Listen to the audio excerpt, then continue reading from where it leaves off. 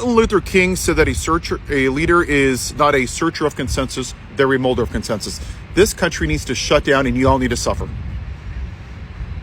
I told you to go on a general strike. You know what you said? I have a job, I can't afford to. I have a job, I can't afford to. I can't afford to. That's cool, great. So now you're going to be forced to be uncomfortable. You're going to be forced to lose your job. You were unwilling to be uncomfortable. Hi guys, my name is Esther Daniel and you're welcome back to the channel. So apparently, the US government is about to shut down. Yes, the same government that tells citizens to work hard and be responsible is now refusing to do its own job. And you know what the worst part is? The politicians who caused it are still getting paid salary like nothing happened. Let's get into it. But please subscribe to the channel, like and share the video to help the channel out. If you're watching this video, then that means that the US government has shut down.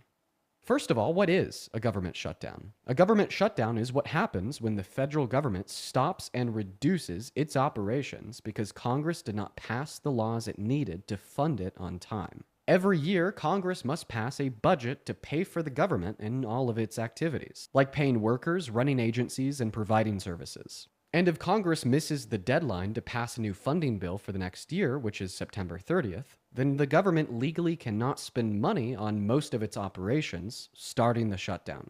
This is the first government shutdown in nearly 7 years. So what shuts down and what stays open? Well, essential services will be allowed to continue to run during the shutdown. Essential services include things like the military, law enforcement, air traffic control, border protection, and certain healthcare functions. But the employees that work in these essential services will be forced to work during the shutdown, and they will not be paid until the shutdown is over. Meanwhile, non-essential services, like national parks, museums, research programs, and many administrative offices will shut down, and the workers of non-essential programs will be sent home without pay. Now, the longer the shutdown lasts, the worse things get. For instance, if it lasts more than a handful of days, then passport processing could slow down and potentially even stop. Federal courts could start postponing or even canceling hearings. As I said in the beginning of this video, Congress is going to have to pass a new funding bill to end the shutdown, but because the White House, Senate, and House of Representatives are all controlled by the Republicans, the ball's kind of in their court to figure this out. However, the Senate has special rules requiring 60 votes in order to pass the spending bill, meaning that the Republicans are going to have to work with the Democrats to get this done.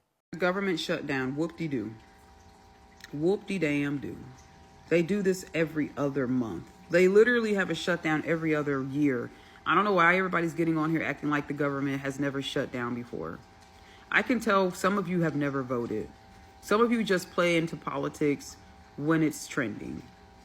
And this is why, I won't even say this is why the shit's going on, because I still feel like voting doesn't really help, even though I do vote. But I've lived through so many government shutdowns, it's not even funny.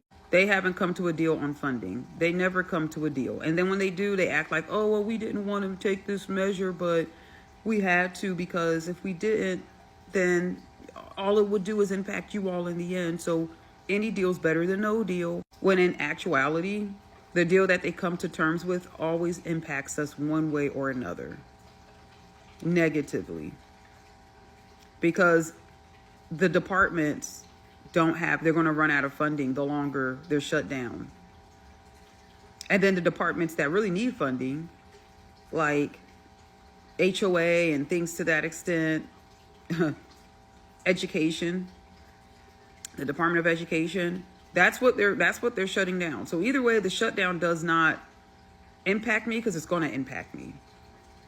Because lack of funding to schools, lack of funding to low-income families on Medicaid and Medicare and food stamps and things like that.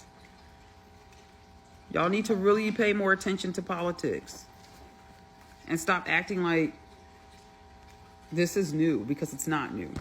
It's not. Martin Luther King said that a leader is not a searcher of consensus, they're a molder of consensus. This country needs to shut down and you all need to suffer. I told you to go on a general strike. You know what you said? I have a job, I can't afford to. I have a job, I can't afford to. I can't afford to. That's cool, great. So now you're going to be forced to be uncomfortable. You're going to be forced to lose your job. You were unwilling to be uncomfortable. When you look at the civil rights movement, they were all uncomfortable. Solitary confinement. Look what happened to John Lewis. Kaepernick lost his job. Many people were beaten and mistreated, but not white Americans. Nope. I can't afford to. Oh, I don't want to be uncomfortable. Oh, I have a job. Yeah. That's called white privilege, and that's what you're still hiding behind is your whiny little shit. Me, me, me, me, me. Look what happened in Nepal. They stood up and they took them out of power. You don't think those people live paycheck to paycheck? You think they're all rich? No. They did what was necessary to stop what was happening to their country. But you're not even willing to be financially uncomfortable. So now you're going to be forced to. Yes, I hope the Democrats find a backbone and don't shut it down. Do I have any faith in them? No, none, zero. But this country needs to go through this. And remember this for the people that chose to be privileged and not to be uncomfortable, how you stood behind it and watched people in concentration camps, women losing their pregnancies, people passing away. You saw people getting their arms dislocated. You saw women and men having their families broke up after 40 or 50 years, good people, and you stood by and goes, well, that really sucks, but I'm not going to stand up for them because I have to worry about myself. They're just a stranger. Cool. Then you remember that when you lose your goddamn job because you choose to sit there and watch other people suffer while you lived off of your crumbs. Well, they fucking did it. They shut the government down, bro. They shut the government down. And what does that mean for my service members? Well, they didn't create a payout act. So until they resolve this issue, you're not getting paid. Service members will not be getting paid until this issue is resolved. How do you tell a soldier to come to work if they ain't getting paid? How do you motivate a soldier? They got bigger shit to worry about. They got to figure out their bills. How you supposed to handle that and maneuver that? Yes, you get back pay whenever they fix this. But come on, bro. Come on. Navy Federal and USAA are offering or will be offering loans with 0% APR. So essentially, they're just going to give you your paycheck, and when you get your back pay, you pay them back. But this shit is just, it's a government shutdown. So we're 3 hours shy of a government shutdown. The last government shutdown happened in 2018. And guess who was our president? President Donald Trump. Yes, he let the government shut down for 35 days because they refused to fund the Mexico border wall, which really never got completed.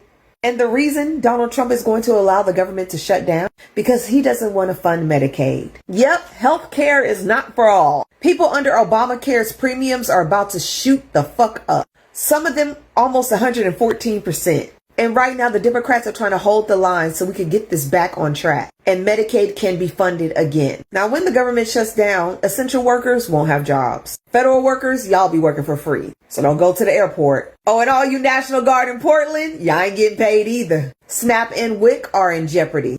And so is Section 8 housing. Head Start will also be in jeopardy. And so much more. It's crazy that Democrats have to go this far in order to save Medicaid, when Medicaid should have never been on the chopping block. And if Trump has his way, Medicaid will be gone. That was a part of that big, beautiful bill everybody was talking about was so fucking great. I have a question. Are we great yet? Let's make this clear. Shut it down. Shut the government down, because the Democrats out here want you to give 1.4 billion with a B dollars to feed and house illegal immigrants. Absolutely not. Absolutely not. You do not get money for being a criminal. Over 14 million people crossed the border under the Biden-Harris administration.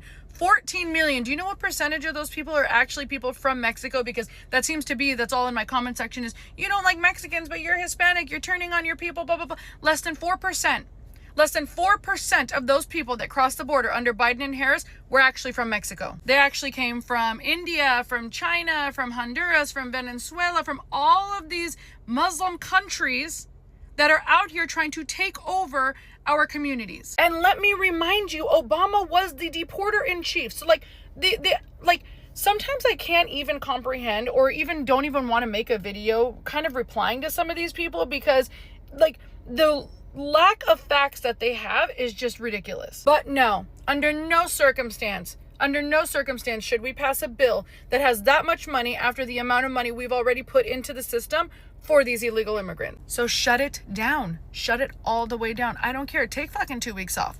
Well, it's official. They shut down the government. The political theater, let it begin. You know, it wasn't complicated what the conservatives and the Republicans were actually asking for, but you know, Democrats and liberals, they love to give free things away to illegals. And you know, Schumer, he's got to watch out for AOC, so he's got to be the tough guy that stands up to Trump, apparently. But let's be so for real. If Schumer, AOC, and Gavin Newsom is what we have to worry about in the primaries, it's going to be easy to win this one. But let's see how good any of their acting is, right? Because, they decided to shut down the whole government because of it. I still can't believe, I mean, they were really genuinely asking for $1.4 billion to fund free healthcare to illegal immigrants, and yet there are still people popping in my comment section saying, there is nowhere in the United States where we get, yes there is.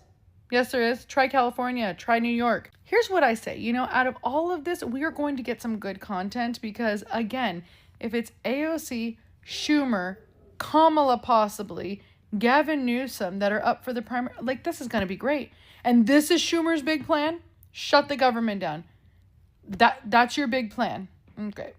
Stand up to Trump. Be big bad bully. Okay, we got it. Y'all, can you tell I'm tired? I need to go to bed. I'm just going to go to bed. Good night. Welcome to day one of the federal shutdown. And what I would like to do is tell you a little bit of the ways that there can be some impact across the nation with this federal impact.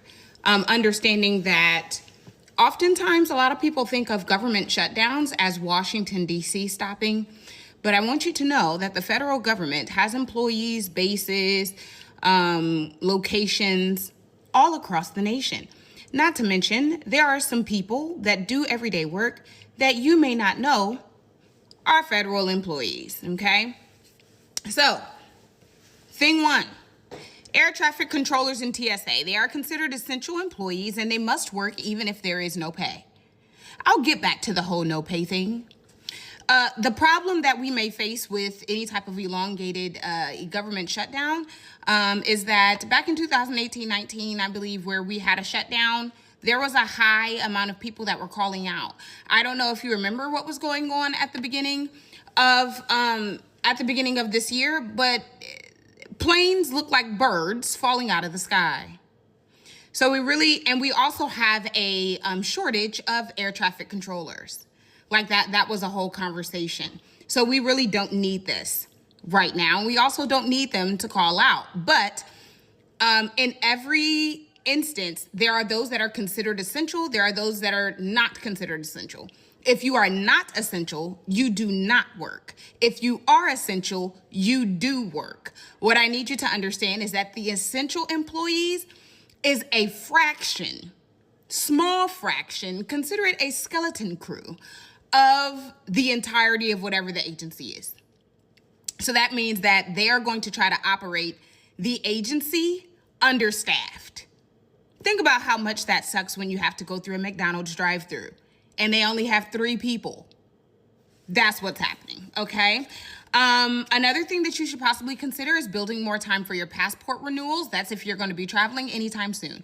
Specifically, between the end of the year, because there are X amount of passport renewals that they typically do each day.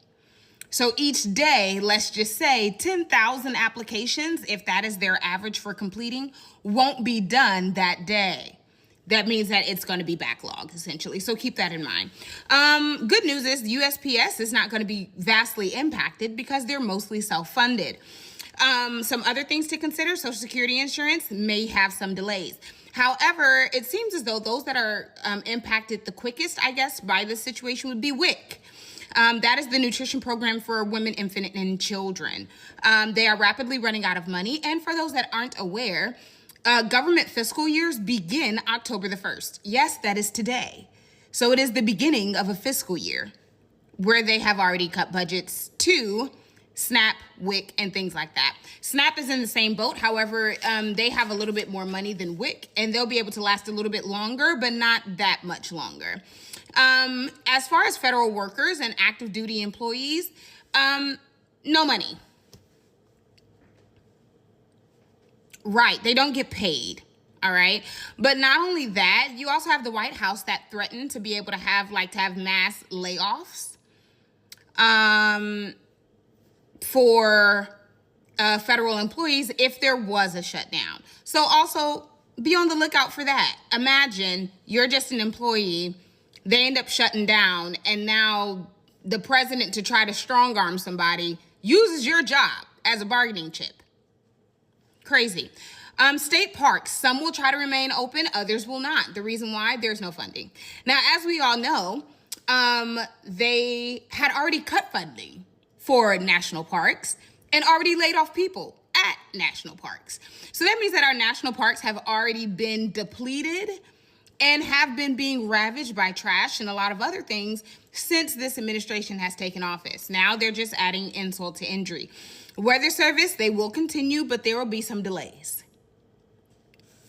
FEMA, they'll keep working. However, the funding is low because also some stuff that they cut.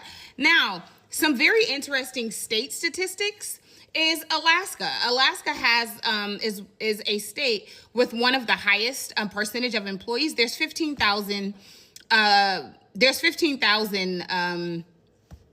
federal workers there. And so when you're talking about not getting paid, today is the 1st. Rent is due. So now you have to decide if you're going to pay your rent or if you're going to try to save your money just in case, because we don't know how long the shutdown will last.